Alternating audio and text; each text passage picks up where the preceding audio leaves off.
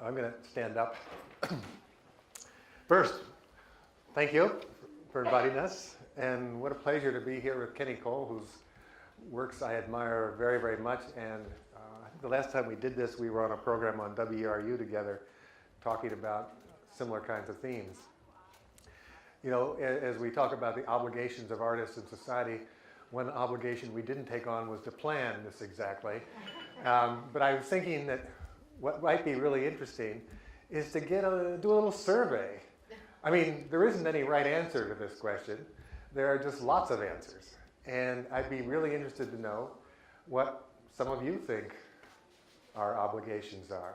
I mean, we know what a lawyer's obligation is, well, some lawyers anyway, and we know what a plumber's obligation is to put together pipes so they don't leak, or we maybe know what a teacher's obligations are, but I don't remember ever being taught much about what an artist is supposed to do or what necessarily hers or his relationship is supposed to be in society, you know, what they're supposed to do and why. What do you think? Some ideas. What? Communication. Communication. Well, a telephone does that. Well, it used to. No, but of course, yes. That's a great one. What else? Obligation to clarify the obfuscation. Clearly put. Or the opposite of that, to obfuscate the clarification. Yeah, right. Testing. Yeah, some artists definitely want to obfuscate the clarification. Yeah, so what else? What are some other? I don't think artists are obligated because we're artists. We're here to express our inner passions, our inner emotions, but I don't really feel like we're obligated. Well, okay. But I think that as artists, we sit in a position that we can enlighten society, I think, and culture. So that's my take on it. So if that's our role, though, is to express our inner passions, I mean, for whose benefit is that? I mean, For others to find their own inner passions and their own enlightenment and find their own way. that's definitely a role. Yeah. I think artists have the capacity to take thorny issues and create dialogue where other disciplines encounter resistance, such as political issues, such as certain social issues. They have a unique way of boring into the truth, to use your title, your umbrella, to go directly, to either circumvent the noise that has more of a way of keeping us apart as individuals and as social groups than to bring us together. And it has a way of going directly to the truth of who we are and how we live in the world. And dialogue results from that. Yeah, that's great. Yeah. I think artists provide, through their work, a way for others to see something about the world, whether it's visual or emotional or whatever, a different way of viewing the world around us. Yeah, definitely. Kirsten. When you say society, do you mean civilization or do you mean society? Well, perhaps you're suggesting something I was going to ask next is the relationship to the time you live in. I mean, if we say civilization, then our conversation, spans eons. Right, but there's multiple societies. You say, like, society, you're using society as an overarching, like, the connectivity between people. Right. But there's American society and there's European society and there's, Right. like you can really break it down and just, like, say what's a person of color who's an artist, what's their Right. relation to their community or their society? Is that different? How does that differentiate itself? Yeah. So Which tribe are we talking to? Yeah, exactly. Is that, I don't want to get into the weeds, but it's a very different conversation if you're talking about sort of an artist's commitment to humanity versus to society. Right. Which is like, in America, it's like you gotta earn in a lot of ways. Like that's, being a good consumer and producer is a key facet of a lot of society now, but it maybe not what you want to really engage in all that much as creatives. I don't know. Yes, well, I haven't defined this any more than you have. But it is the question of, to whom you are addressing, what you're doing and to what effect, or to any effect. Maybe it's just yourself. Maybe you're a society of one. It can be very broad, obviously. Yes. Artists have the capacity to be rabble-rousers and to show that the king has no clothes, for example, like the statues of Donald Trump naked in, the park years ago. Right. Exactly. Yes. You're gonna leave us on that visual, really? No, there's another question. We'll go somewhere else here. I just think it's like another language, like how you teach kids geometry and they don't get it one way, but they get it a second or a third way. Well, art is kind of like a language. If you don't get it, through music, and you don't get it through math, and you don't get it through science, well, here's another way of getting whatever it is that we have to see. Oh, well, let's take one more. I would also say along those lines that the artist creates their own language, so the language can get reinvented with each new generation or movement or individual. Math is the same way. I'm sorry? Math is the same way. Yeah. We look at a lot of different ways. How about to apply your unique skills to benefit the society you're a part of? And sometimes that benefit could be, saying that the emperor has new clothes. But I guess what I'm arguing for is an artist within that society rather than being isolated from that society. Right. That's an interesting point. So I think what we'll want to do is, maybe just define or talk about each of us how we came to terms with thinking about that issue. And perhaps in some broad ways and some very narrow ways. And then we'll continue to talk about it amongst ourselves. But Kenny, you want to? I thought maybe you could start since you have that image. You wanted to start with that. Okay, I forgot the disastrous up there. Well, this is bodies and so on. a lot of the well, let me go back a little bit. I'll get to this in a second. I taught myself how to draw and paint living in the woods in Maine. I came here as part of the Back of the Land movement. And I used to get books in the library, and after we got the kids to bed, I would, turn on some kerosene lights and copy Leonardo's drawings, and then other people, and gradually develop some skills. And I think, when I was thinking about this topic this morning, I was thinking, well, one of the first obligations is to acquire the skills, so that when it's like if you want to be a poet, you better learn some vocabulary, and you better learn how to put some thoughts together in language. And so you got to get the skills, and then because people aren't going to trust you, no matter what you're saying, if you don't appear to have the skills that are actually delivering your message. So learning those skills, and then however you are going to use them is the first very important step. The second thing is, for me, was in terms of obligation, if we're going to use that term, it was trying to find out what kind of voice I had, who I was. And for me, making art has always been about this sort of circular process of self-discovery, where I try to make an image, I think I know what I'm trying to do, it turns out to be something quite different. What the heck's that about? And then who am I making this image? Why can't I make it as well as I want to?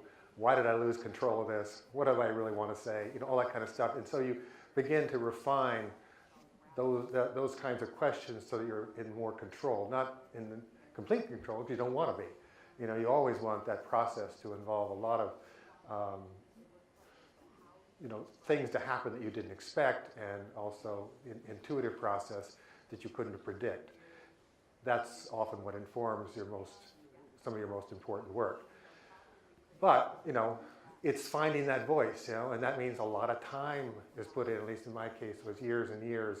I remember when I first, after I'd gotten some skills, and I got to a point where I could try to be professional, which is I was illustrating for this little farm and garden magazine in Maine. I don't know if anybody remembers Farmstead magazine, but it started in Blue Hill in 1974, and I was their art director for years and drawing, you know, chickens and pigs and tractors and broccoli and things like that. It was great.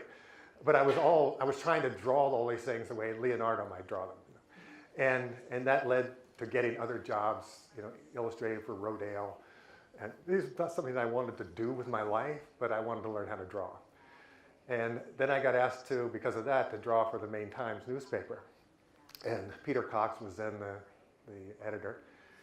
And he sort of just left it open. He said, just send me some images and we'll see. And I kept sitting in these kind of macabre drawings that I was, you know, struggling with. And he would say, no, no, no. But he didn't give up. He kept sending them back and saying, that's not quite it. So finally, I think, I better just do something I know I can do. And I went out and got a bunch of curled old oak leaves and drew several studies of oak leaves. And I sent it to him. He said, that's it. That's just what I wanted. And then I gradually, after a couple of years of drawing almost a lot from nature, began to feel comfortable making comments about society and what was going on in politics and the environment and culture, and putting those into the drawings. But I could do it then. And I had, you know, by that time, had the skills, I had a little bit of a voice, and it was beginning to show up, and I could use it to make a statement about what was going on in the world. I think, you know, for me, that the obligation changes as society changes, and as you live in it, and how deeply you feel about what's going on. You know, I finally developed a career as a surrealist, and I thought that exploring ambiguity, the densities and complexities of motive, you know, all that mystery in our lives was what I should be doing as an artist, and putting those images out there for other people to look at and see how their own imaginations and experience would somehow fit with them or not, you know. And then, you know, 9/11 happened in the preparation for the Iraq War, and my obligation changed completely. I thought either I should leave this country, or I have to devote all of my time to being a better citizen because of where we're going and why, and see if I can have some effect at this moment. At least, you know, somebody mentioned something in the word alienation. I felt terribly alienated from this country, and I thought, how do I, you know, get back in some sort of relation that is comfortable with this country? You might ask, why would I want to do that? But I think we're here, we're trying to do that in some way. And it was very hard because, you know, I put this image up here. You know, this is a slaughter of the innocents. And everybody, you know, we all hear these stories when we're kids in Bible study class or somewhere, you know, about King David, you know, killing all the babies, hoping that one of them turned out to be Jesus, so he won't be, you know, overthrown by this young Jewish king. You know, and it's appalling, right? I mean, we hear the story, and it's just absolutely appalling. But then you know, sometime later you look at this and you think, oh, now what's the difference between this and a drone strike? What's the difference between this and collateral damage, where you want to kill somebody and target somebody, and you're willing to take out a whole village to do it? It's pretty similar. And then, but we make an ethic of collateral damage because it's, you know, for our benefit, the same way King David made an ethic of killing all these kids to protect, you know, his own power. And then, you know, my role then became, or my obligation I felt as an artist, was to talk about power. What power does, why power does it, for whose benefit, and who are the people who stand up against it to try to make it possible for us to live in a society that we feel comfortable with, that represents our best values rather than our worst. And that picture and that idea, you know, the way you can look at that is as an atrocity or an acceptable compromise with other people's lives so that other people's deaths become martyrs for your goals. You know, I think I could probably segue please do. pretty nicely from that. And maybe even make some reference to this conference here. I think everyone that's here is passionate about their craft, developing it, wants to engage with the world. And I'm going to show a little video of a young guy I met. He's from Sudan, and he survived something like this. He's a Holocaust survivor. And I've worked with him. I first worked with him in 2011, and then I had another show just in February, and I had him come to a coffee shop where the show was, and we just announced it, and he was available to just be there and talk to people, anyone that had questions. And after we did this, I actually read an article that was kind of interesting, where there was I think a coffee shop somewhere in the South that's run by, people who have come here, refugees, and they started a coffee shop, and it became like a gathering place for other refugees to sort of, talk with each other and the local people. And it was just, great coffee, great hangout, and I just think in terms of, artists making craft and kind of going out into the world, that events like that are very simple. I think what Rob was saying, it's just like if you can meet these people and talk to them, or you can create some kind of event somehow around your art or whatever, where you're meeting, engaging, reaching out to people. That can be a very powerful experience. So I'll see if I can find this. And see if Right back to that front. that's That might be it. Here it is, and we gotta press start. And so, before we press start, anyway, he's telling me what it was like as a child in Sudan to figure out a way to make money. Pieces of broken glasses and old shoes and pieces of metal. So they collected pieces of metal. Those are the people at the refugee market. They have like the business. Yeah, they are like bring this stuff, and you will take container or you will get the gallons, and we could give you the money for it, and you could decide whatever you want to do. And we said, oh great. We went back. We divide kids to 3 groups. One collects broken glasses, the other group collects pieces of metal, the other group collects old shoes. When we prayed to them, Broken glass, shoes, and metal. so it was a great work for us. We were like, wow, we live here, but we don't know. They lived in the dump, so that's where they would collect. So they had gone to a local market, and the guy said, if you bring us broken glass, maybe broken glasses or broken glass, shoes, and metal, we'll give you money. And they were like, fantastic. They went back, they organized all the kids, they went out into the dump, and one group would collect metal, the other one would collect glass, and they'd bring it. And once they got money, then they were able to buy containers, and then they could fill the containers with water, because he said a lot of the kids were dying because they were, the water was contaminated. So it's just, he tells these stories, and you could probably hear in the background, actually it was artist friend that was at the table, and you just hear her go, oh my God, it's like, just hearing these stories. But very powerful experience to engage, I met him because there was a place in Portland called the Mid-Perry Center, and it was like a political action place, peace and justice place. And I noticed that they had exhibitions, so I just wanted to engage more. I had been making kind of political art, but I wanted to go out into the world, and I just approached them and I said, are there any issues here? Well, first of all, can I have a show here? Do you guys just, accept shows and stuff like that? She's like, yeah, can you show next week? And I was like, well, no, I actually want to do something more, that takes more time, more involved. So she said, well, you could talk to El Fadl Arbab. This is El Fadl Arbab. And so I met him, and I just thought, he was interesting, and I just recorded. He just told me his kind of story of his life, just growing up in the Sudan and Darfur.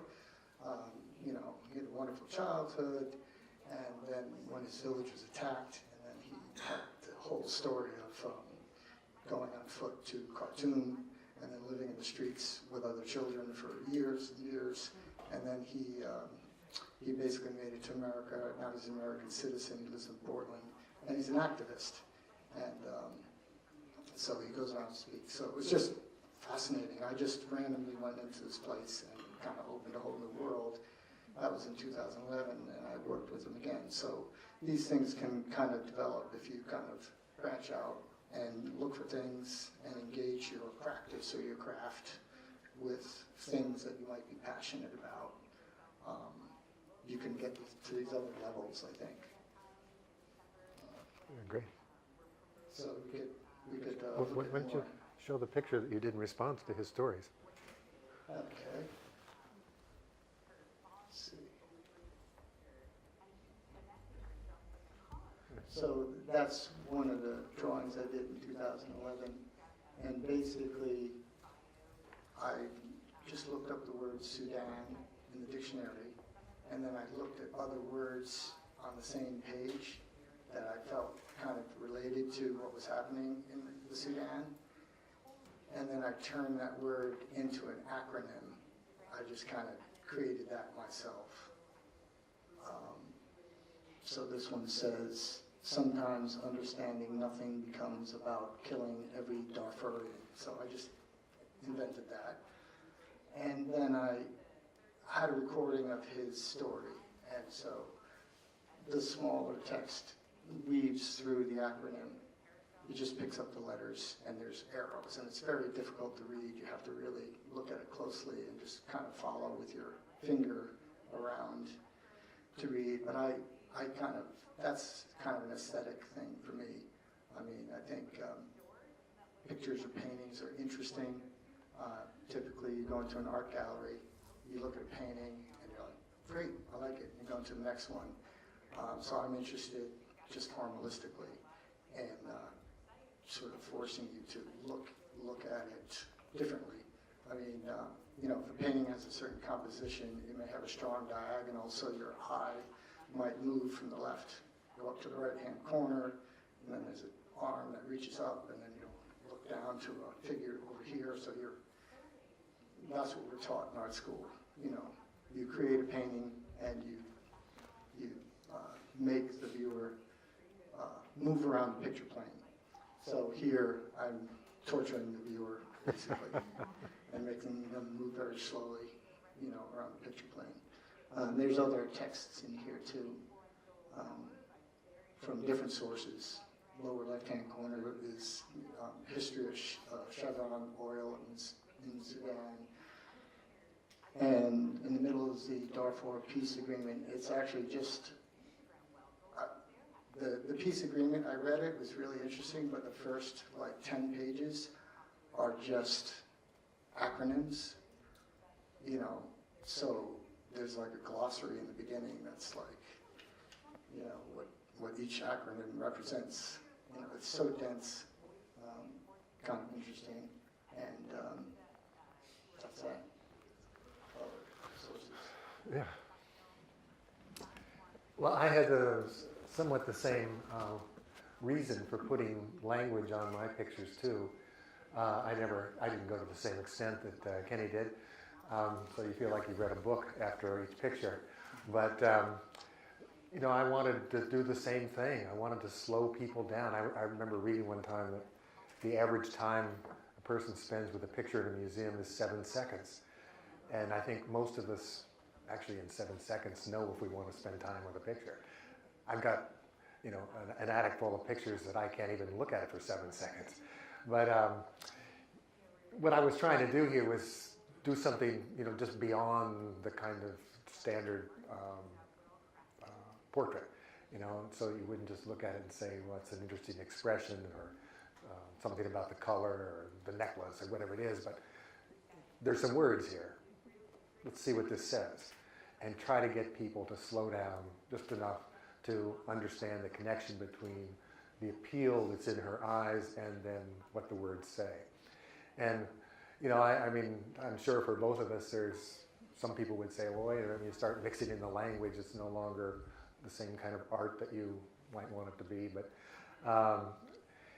that seemed to be, you know, in the same way that we would, you know, would take on a different obligation at a particular time in a history because of what's going on in the world or in your society, your culture, in your politics, you would also, you know, want to bend your own ideas about what you should do on that picture plane in order to achieve a certain kind of goal, which is to educate, enlighten, and you know, appeal to people to think differently about you know, what's going on in the world, why is it going on, and then their own power, what they can do in response to what they see going on. And that's, you know, with my work, that's been the major goal. Is I feel it's been a real effort to reach out to all kinds of audiences and groups of people, but especially young people, to provide models of behavior that hopefully can make a difference in the world. Can you say something? Yeah, so I think Rob and I are both very passionate about social justice issues, and I think you know, it can be off-putting to some people, but basically everyone is passionate about their craft or their business or whatever.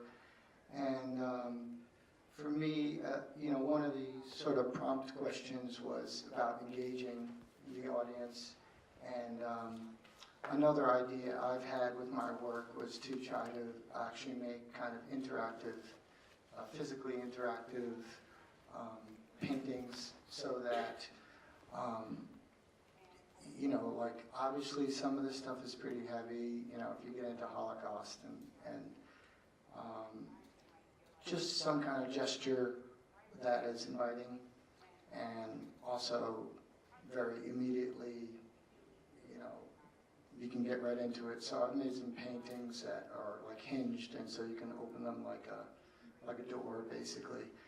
And I kind of hoping that, you know, maybe having kind of an activist interest with my creations, that just simply by activating the viewer instead of the viewer being passive, where they can physically reach out and engage with something, is almost like a first step that doesn't take any philosophy or convincing, or you have to agree with me, or you even have to listen to me, or you have to read anything.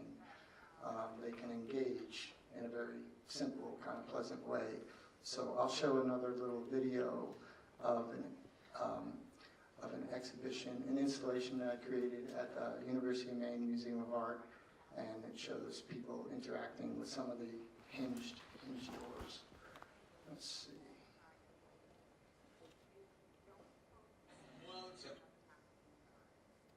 I think that's it. I think it's black.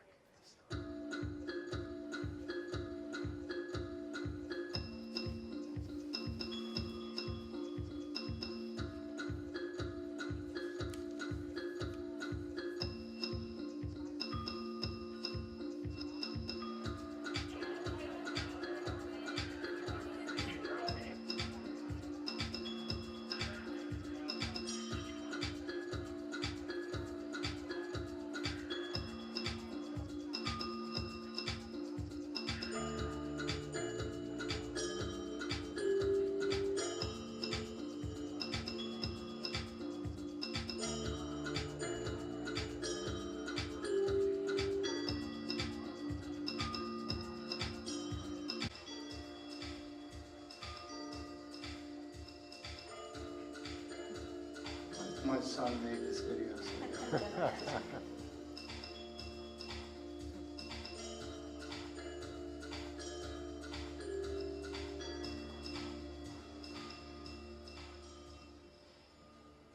So I'll show one more, and this next video is a show I had this past October, and it has a couple more elements that I kind of added to it. I have like these tubes and a ball that kind of rolls inside the canvas. So. Oops. Okay, that's play. No, no, it's-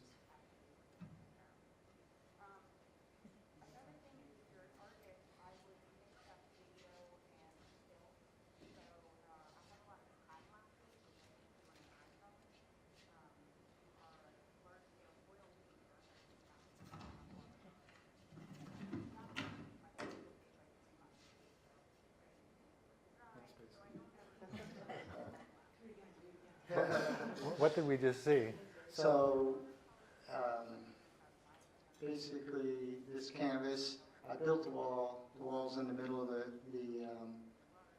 gallery space, and so it's technically a canvas that hangs on the wall, but it's in two parts. It's hinged, and so when you open it like a door, there's opening behind big enough you could pass through it. So I actually came from the backside, and there's a little cradle that holds like a paper mache ball, and I made some tubes in the back. I guess we could play it again if you want. And so you can put the ball in a couple of different spots, and then it rolls inside. There's the ball, and you can see the red thing is like a tube, Oh, I see. and that's all paper mache. And actually you can jump across, there's another hole on the other panel, and it can jump across the pattern, the panels. And so now I throw it a little too high to reach. And so it rolls through the tubes and then comes out a hole on the bottom. It's just a silly game, just like a little fun thing to do. Instead of, it's interactive basically, so you can interact with the canvas. Besides just opening it like a door, you can put these little spheres in the holes and then wait for them to come out. And what are you looking at in the meantime? What are all these images? Oh, okay, yeah. So basically, those are magazine, it's collage. And I did a kind of, well, the first thing I did is I made actually dummy smartphones, which it was just a dummy phone. It's a piece of wood, and what I do is I take a magazine and cut through the magazine the proportion of like an iPhone screen, and then look through all until I found a really nice little composition. Then I would glue it onto the wooden dummy, and so I had a whole bunch of these wooden phones, and then I made some collage drawings. And so this is essentially a giant painting that has, hundreds of, screens on it, which are basically just cut through from magazines, and then it's painted with acrylic. And actually the white lines that you see, the parallel lines, that's, those are like, it's like the phone bezel, which is like, the white frame around the screen. So it's kind of like a giant smartphone painting type thing with thousands of screens. So Excuse me, Cool. I know we're supposed to wait till Q&A, but I have to jump in here. okay. What are you looking for the viewer or the participant to walk away with? I mean, is this created to entertain? Is this created to withstand our lifetimes and lifetimes to come, because your material is not archival? These are the different levels you have to start thinking about, especially if you intend to sell it. But more importantly, I love the interaction and I love the participation, but as the artist, and I think that this is what this session is about, this workshop, what are you hoping to have the viewer or the participant walk away with? What message in Well, this particular piece? I think it is archival. I think paper mache is archival. I could be wrong. Okay. But I I definitely would like them to have a different idea about a painting on a wall, what it can be, Okay. a different experience, and rather than being necessarily passive, to be engaged physically, to be active. Well, you're a social activist, you said you're an art. Social activist. So that's why I'm trying to find it in this. But that's not my primary Okay. primary thing. I didn't come into this world as a social activist. I basically came in as an artist from day one. And so I really like liquid medium a lot. I mean, I tend to work with liquid medium. I think Rob does too. He paints. And so That makes a lot of sense that you're introducing another vehicle to convey a visual message, and this is how you might do it. the canvas is definitely a convention. Okay. It's a convention. Thank you. I'm sorry to interrupt, but I Oh, was that, like, no, okay. that's, yeah. And it's a static object. But also, there's interesting, art is interesting because obviously art comes in all kinds of forms, performance art, conceptual art, all kinds of things. But really, essentially, it is someone in their studio, wherever, making a creation. Then that creation leaves the studio. It exists somewhere else, whatever form it is, and now a complete stranger approaches it. They pretty much know that this was created by another individual. So now they have to interpret it, what's going on. And the great thing about art is it gets interpreted many different ways. So this is a very interesting human endeavor, and goal is, with most art, is it's made, it's moved, and now what is the artist saying? What am I going to get from it? And I definitely, I have a little tension in my own aesthetic with maybe institutions, and I'm interested in maybe art that's outside of conventions, institutions. I like street art a lot. And so one of the conventions of most institutions where canvases hang is do not touch. So I'm hoping you come away and say, oh, you actually, sometimes you can touch something, you can engage. And things do wear down, break down. I'm not so worried about that. Oh, thank you. Yeah. Sorry, I couldn't continue. No. One more question on this, because this is basically conceptual art, right? Yes and no. I have another friend, and we have the same argument. He's a conceptual artist. And is the art then the act of the person throwing the ball and being part of it? Or is the art the work that's on the wall before you throw the ball? Yes. It depends. It's interesting because I've had other works that were interactive, and I've been in front of them with people, and I was like, "Hey, you can lift that up and you can turn it around." They're like, "No, no." So it's okay. It's like, "No, I'm not going to touch that." And so they have a different experience. They're just going to look at it, which is fine. And so it should be able to work on all the levels. Would be a short answer, I guess. Just as a visual thing, or as a conceptual thing, or as an interactive thing. Let me have this. I'm going to show a couple of other. Just a little while ago, I put a couple of images in here. I wanted to show you. Some of them you'll be. Oops, where'd you put that? The show of my pictures someplace. Let me say, something about him.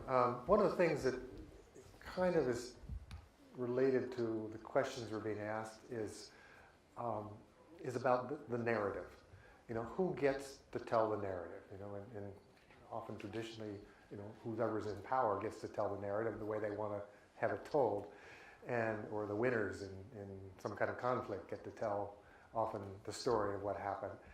And part of my effort, and I think Kenny's too, is to provide a counter narrative, and that puts it in a more demeaning way than I think it should be told. Often that narrative is the ones that we think, rather strongly is the one that more people should be telling ourselves. That we need to know these other narratives because they may be the narratives that actually save our lives. And so, for instance, this man, this isn't a very good picture, there's too much light here, but this is Tim DeChristopher. Anybody know Tim DeChristopher? I'll just tell you a quick story about him. In 2008, at the end of the Bush administration, as Bush was leaving office, he decided to give a lot of the public land in southern Utah, which is where Arches National Park is. It's priceless and very delicate. Open it up to oil and gas exploration. He was just going to give it so that these companies could come in and do what they wanted there. And this is public land. I mean, this belongs to us, and we weren't consulted, which is often happens with public land. And this guy, Tim DeChristopher, who was a student at up in Salt Lake City at the University of Utah, taking an economics class and was penniless basically, heard about this, and he loved that area, loved to hike there. It was his favorite place in the world.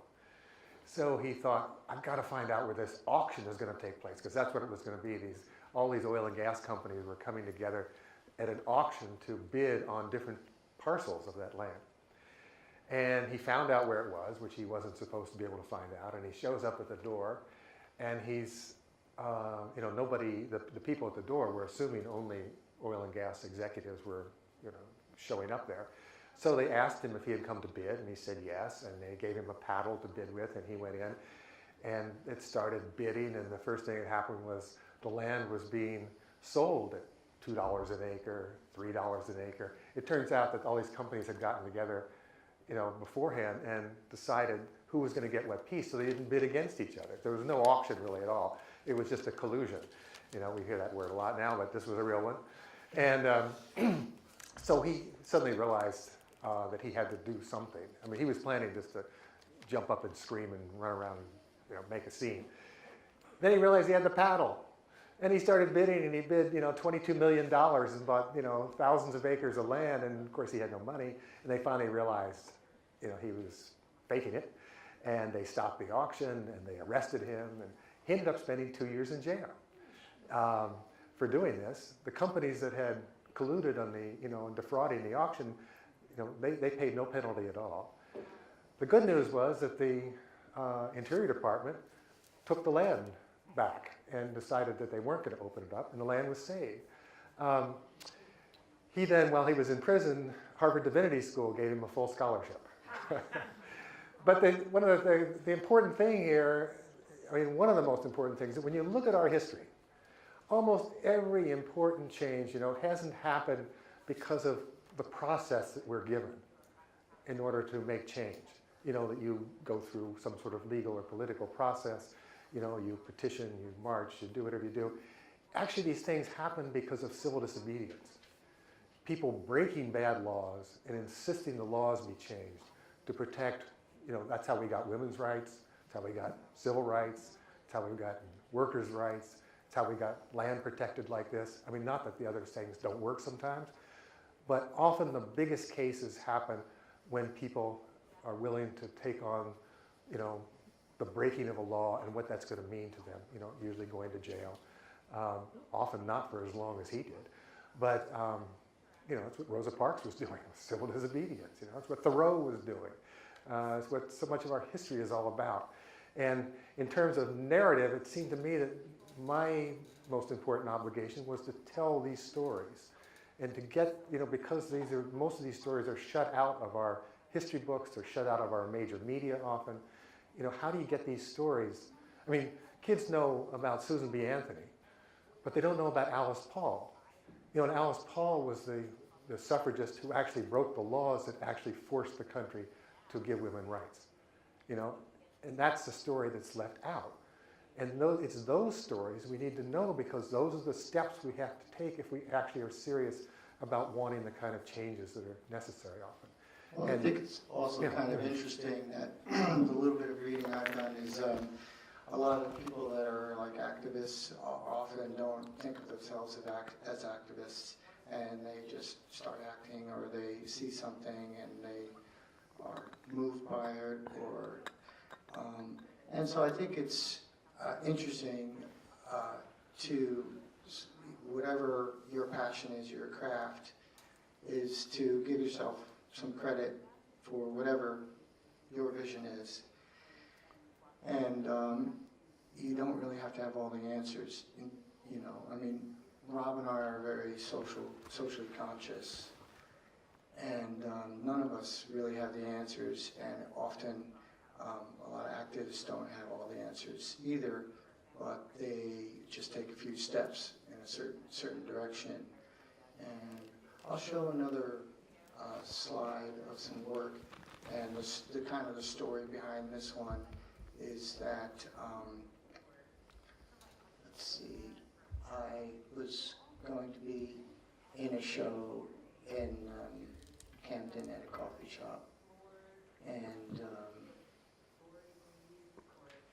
basically this was, well, it was a little bit of a mix-up. I was supposed to show in September. I didn't realize it, and the owner called me up and was like, "Oh, I forgot to tell you, can you bring your work in next week?" And I was like, "Oh, I'm not prepared." And then she rescheduled it for November, and I was like, "Oh, November, that's when the kind of midterm elections are." And I had already shown this work. I had a whole kind of bunch of Trump drawings.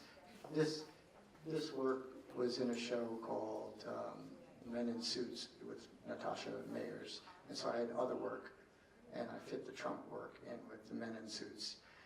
And so I thought, okay, midterm elections, I'll just kind of put some political work. And I had shown here before, and they were very supportive of my work. And so I showed up Thursday morning, and I started laying the work out, and she was like, "Oh, that's great. Oh, I didn't even realize the elections. This will be perfect. This is all political. It's like perfect timing." I was like, "Yeah, I figured I'd put this work up." And the next morning, I got a call, and she said, "We took the show down. We just freaked out, and we just can't really do this."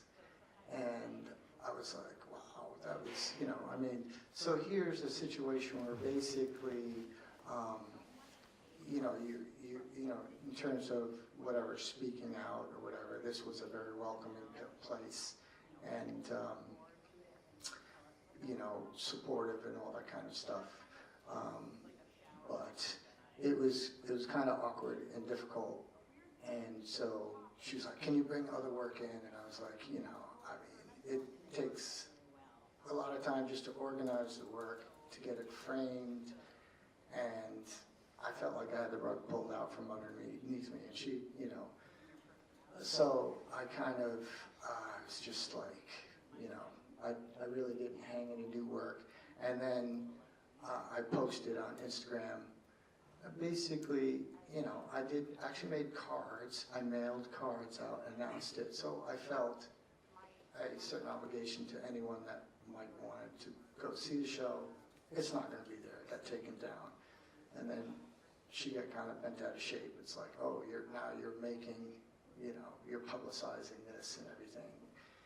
And so it was very difficult and awkward. And so, but I ended up,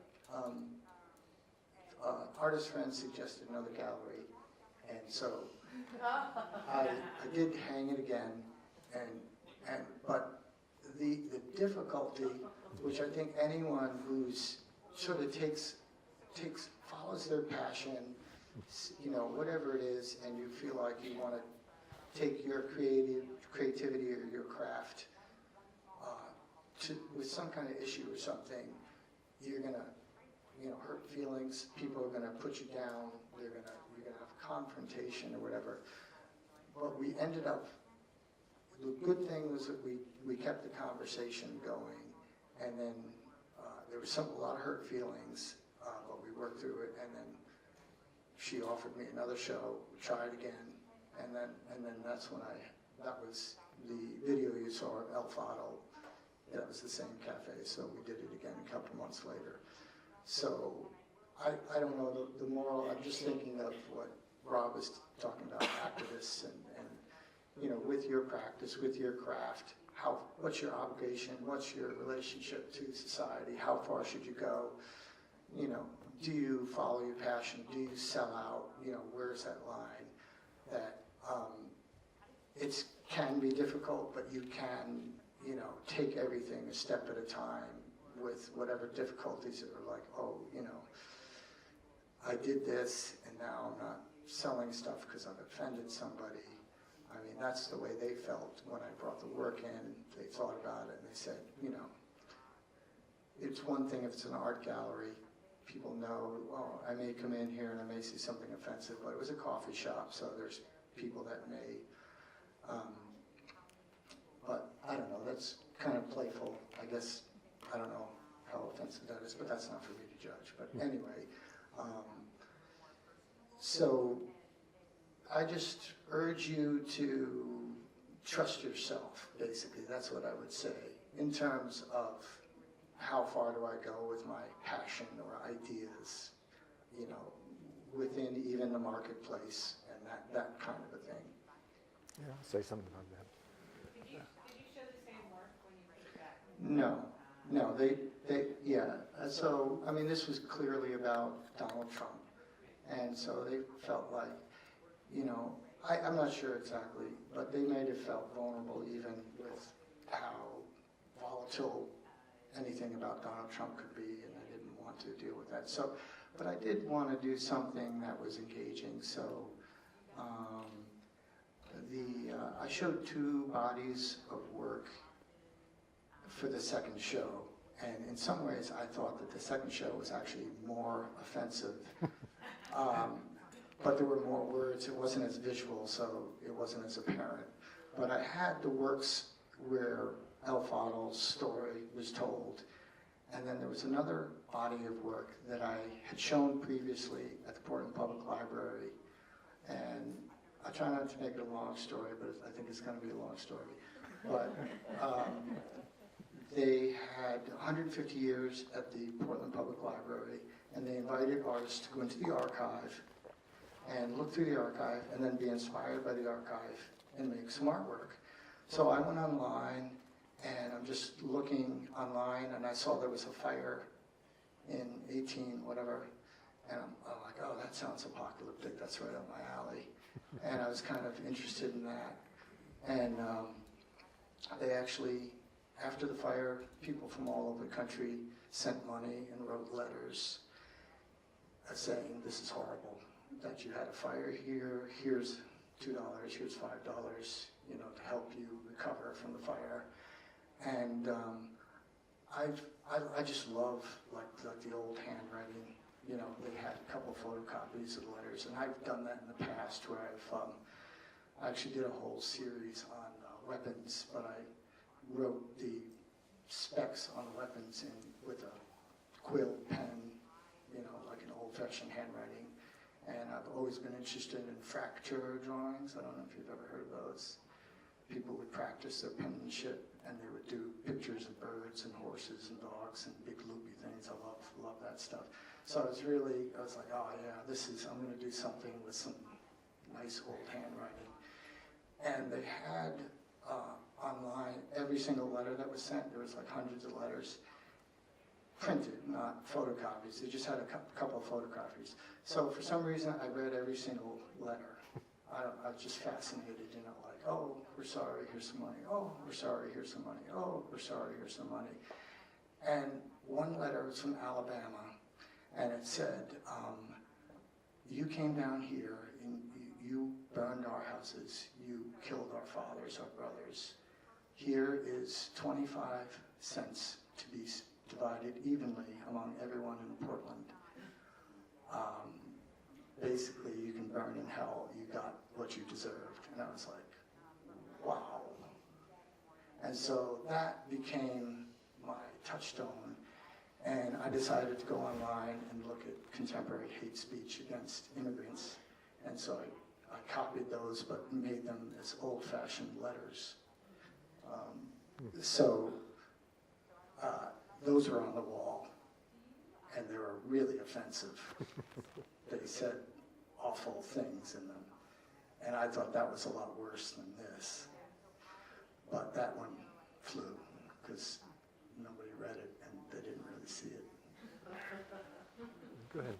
So if you're an activist, this work got action. Yeah, So this work success. Success.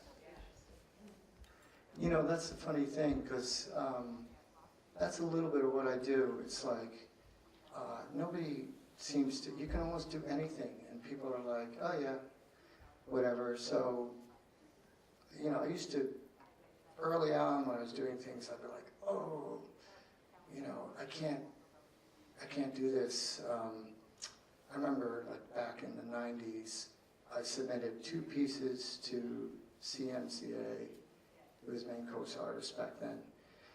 And one was kind of a nice drawing, not too much happening in it. And the other one was a drawing I had made. I'd heard a story about a woman who was jogging in the mountains and she got attacked by a cougar and she was killed. And so I had a drawing of her wearing like a Walkman and just being oblivious to her surroundings and a cougar about to attack. And I was like, oh, I can't, that's horrible, I can't show that, that's awful. And I just thought to myself, well, I'll submit these 2 and see which one they picked.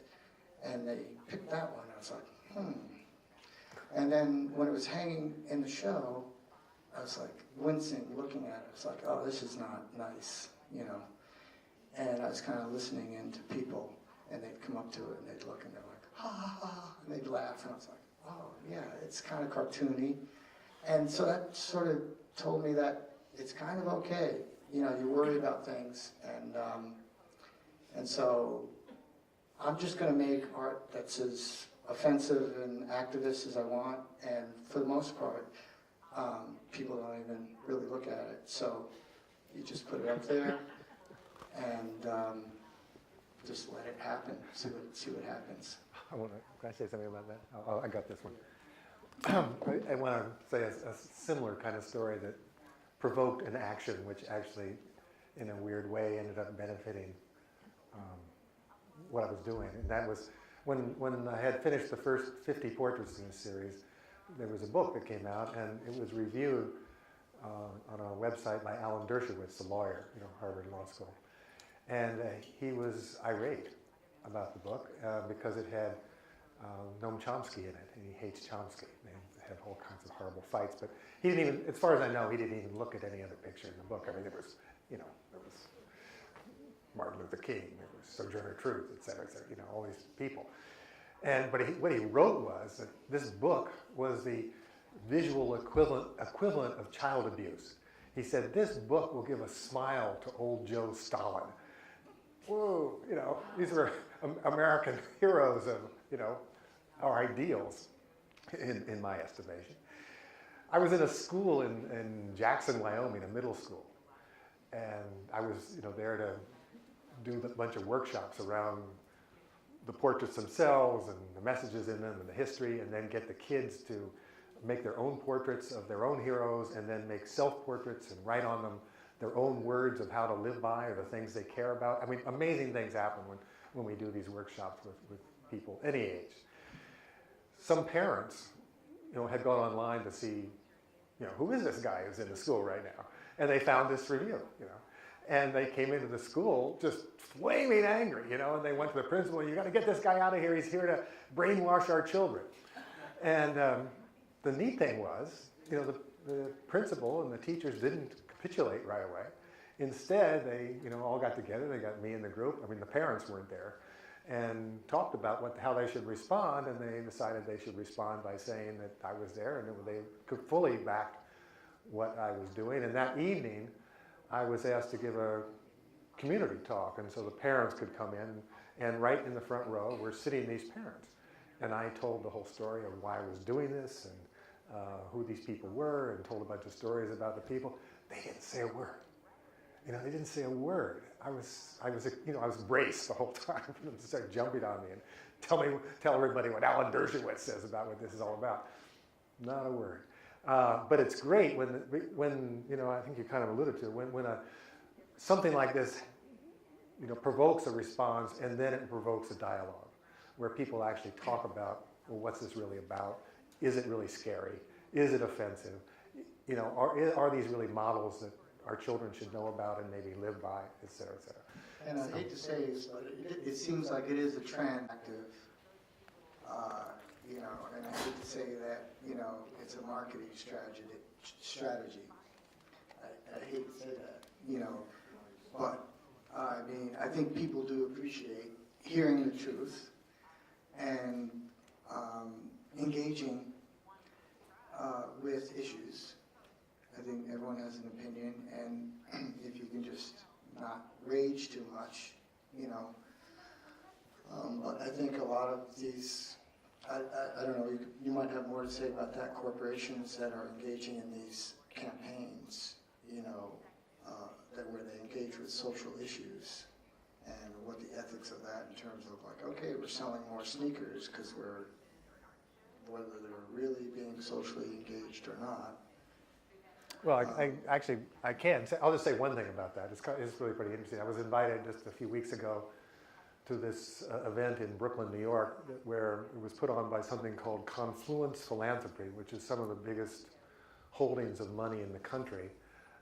And what they get together, and it isn't so much about to whom they're going to give money, but how they're going to use their money responsibly while they're making more money. I mean, it's all about making more money and investing, but investing in a way that's socially acceptable.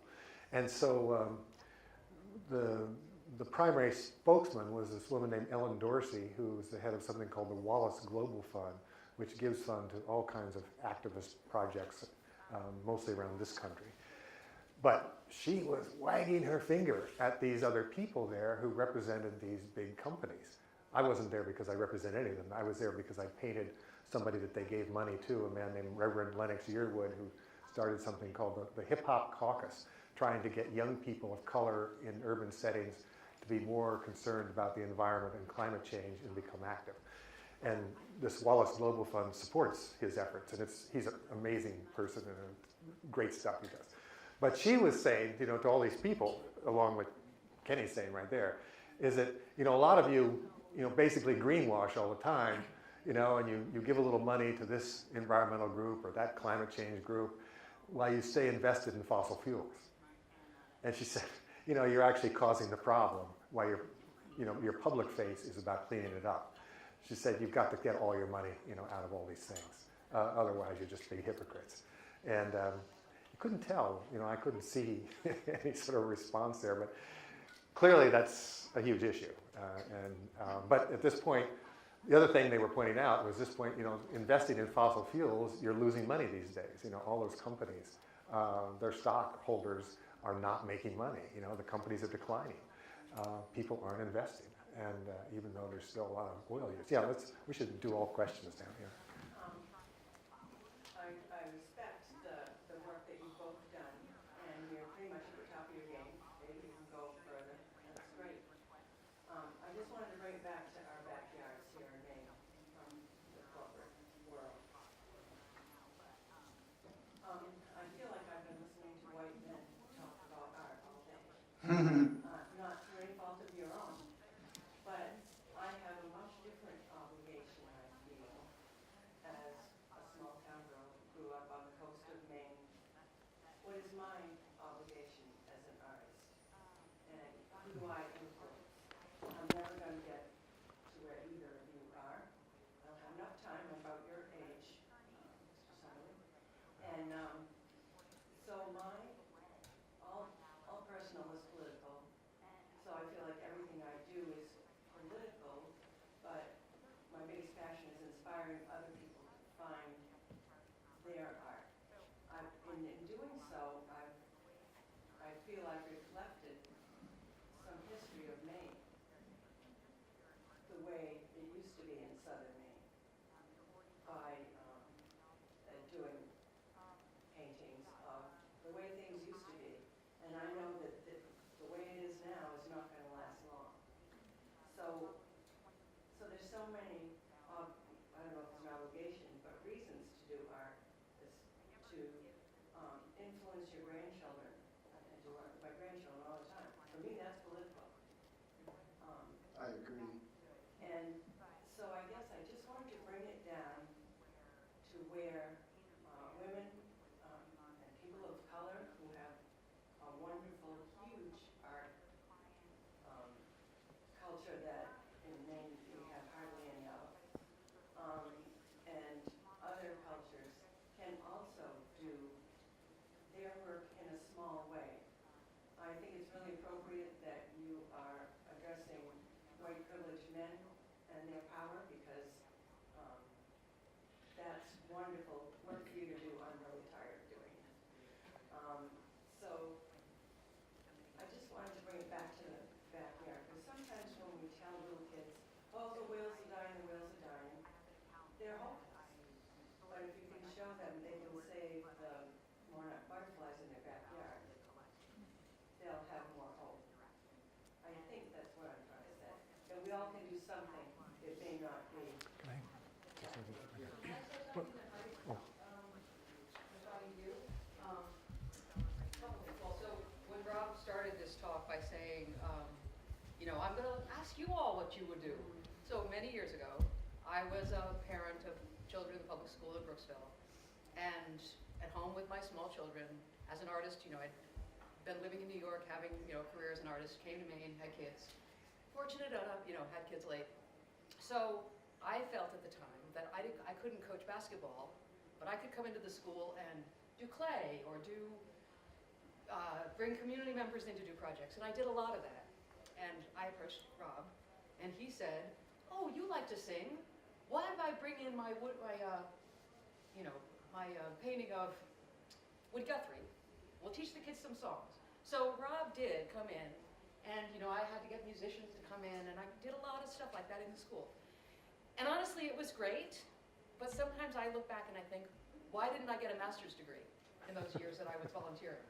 So it's complicated for women because, yes, if we can afford to take that time, we are amazing, right? We're amazing. But I also recently, because my kids are now grown, I'm looking around and we're still amazing, right? So there's something called the Kindling Fund, which I went to a meeting of, that they're trying to bring art to places that don't normally have art. And I don't know if anybody knows about them, you probably all do. So they're trying to have art events happen in laundromats or in public squares. So I think this is a great, I'd love to exchange cards with you and talk about it more, because I think, I think about life as like a game of chutes and ladders. You just keep spinning the wheel. You go down, you go up. You just have to stay in the game. Can I just first thank you for saying what you said. I really agree with you completely. First, anything that works on whatever scale to engage people, to try to build community around an idea is perfect. Is what we should be doing. My organization runs a program in middle schools all over the state called the Samantha Smith Challenge. And what we do is get kids to talk about issues that are important to them. I don't come in and say, you've got to do something in line with, Langston Hughes. Yeah. No, you choose something like Samantha chose something, get engaged in it and do something. And a lot of times what kids do are plant milkweed gardens for monarch butterflies. They do all kinds of things. But the kind of re-engagement that needs to go on in our society that artists can help facilitate is, there's no one right answer and no one right ethnicity or no right gender. It's all of us working together and collaborating, but I completely, applaud what you're doing, and I think it's a great thing to do. Well, that's not all I'm doing, but I just wanted to bring a woman's voice in, and that everybody does what they can on their level. Yeah. I think sometimes it's intimidating. Well, just last week, we brought Bree Newsom from North Carolina here and had her on the stage in Portland and then in Blue Hill. She's the woman who climbed the flagpole, black woman who climbed the flagpole and took down the Confederate flag. And we had her on stage with Molly and Dana, the woman who's the ambassador for the Penobscot Nation.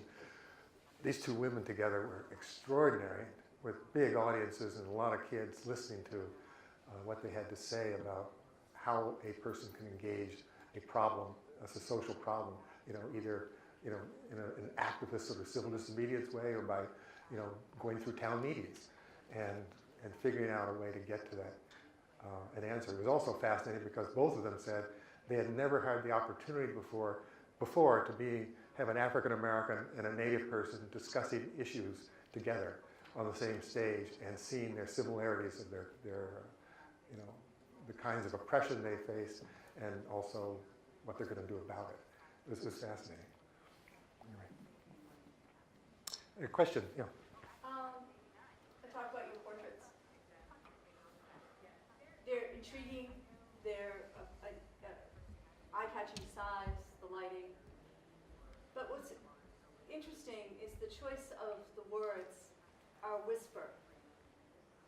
And from what I understand you've been saying, they're as profound as the face that you're capturing.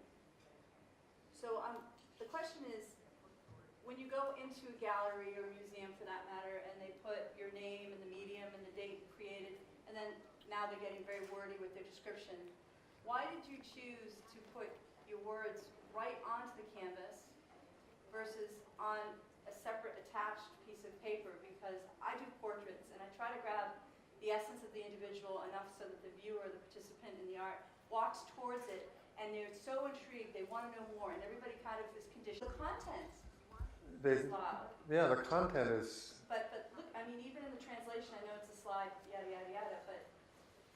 No, yeah, but I think the intent there on my part is actually, even I like the fact that they're a little bit hard to read in a lot of the portraits. I like that. What do you like about that? I like it that people have to strain just a little bit and then it blows up.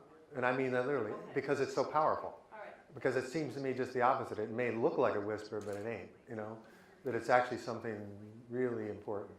So it keeps the person there longer because they have to kind of... I think so, but I mean, that's, obviously you can, you know, there's lots of ways to read anything. No, I try to have the content of the language be, you know, punch in the solar plexus if possible. And so you think, whoa, that's, I mean, in schools, I mean, when I painted Marian Wright Edelman, you may know who she is. She's a good lobbyist, you know, a woman. She's a black lawyer originally from Alabama who started the Children's Defense Fund to support poor kids, mostly kids of color, you know, about nutrition, good schools, broken families, do good work for poor kids. And the quote that's on her painting, she says, "What's wrong with our children? It's adults telling children to be honest while they're lying and cheating. It's adults telling children to be nonviolent while they're marketing and glorifying violence. I believe the biggest problem that children face in America is adult hypocrisy." That's not quiet. And I've been in an unbelievable number of high school classes where I have shown that portrait and said to kids, "What do you think, kids? Is that true?" I've never met a kid in this country who said that isn't true. That's pretty scary, you know? But that's the kind of confrontation I want in this, not just with the stare, but also the words. And you may have to do this and then you say, "Oh my God," Right. you know? Well, That's the intent anyway, you know? Thank you. I think also as we grow up, you know, we kind of start off innocent, passionate, maybe as kids, and then we have our obligations. We have to make a living, and we maybe have to develop our passion or craft towards we feel, we do, whatever. And, you know, those kids are going to become adults too. And there's a certain truth and honesty at that age that we could probably learn a lot from that. Absolutely, yeah. So I guess I would just kind of urge people to sort of believe in themselves, whatever, she's gone, but whatever you're doing, it may seem like, oh, I'm just, you know, I'm not up on the top like you guys, I'm just here doing portrait paintings or something, or not, you know. But just to really believe in yourself and trust yourself and not measure yourself against other things. Listen to the voices, you know, positive voices that direct you towards your passion and that kind of thing. I want to say one more thing, and that is that, you know, I wouldn't expect other people, other artists to do necessarily what Kenny and I are doing. I think that would not be good for the world, probably. You know, at least the same way. I mean, I think it's really important that artists make beauty, that artists do all the different things that art can do, that we maintain the depth of our culture by having art do all the things that it can do. You know, I think, you know, when I started this thing about the obligations, you know, a lot of it has to do with just what you feel most deeply. That you know, and as long as you're responding honestly to that feeling, it's probably not a wrong thing for art to do. Maybe, in fact, be a really crucial thing for art to do. It's just that, you know, if you're caught up in, I mean, I put in here, let's see if there's a, no, I don't want that. I don't want, let's go. Yeah, I had a couple of images by some other Maine artists, and sorry. Oh, whoops, there's an Alan McGee, you know, and I don't know how clear that is, but have you all seen this series of his?